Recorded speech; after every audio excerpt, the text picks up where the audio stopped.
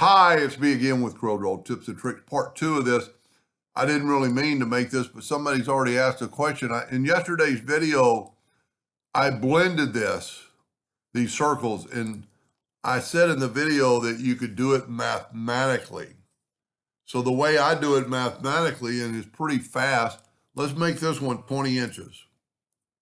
Let's make the next one Control D and make the next one 18 inches, and then Control D. Those are mathematically, that's the even line between the two. That's probably faster than the way I did it in the video with a blend. In the video, we'll just kind of prove that it works. We're going to take both these and go to Effects and blend just one time. And if we break the blend apart and click on it, mathematically it's 18 inches because it blended it right in the middle. So if you didn't watch part 1, which really in part 1 because I wasn't going to name it, I showed how to create this or something similar to this. Anyway, I hope that answered their question, and thank you for watching.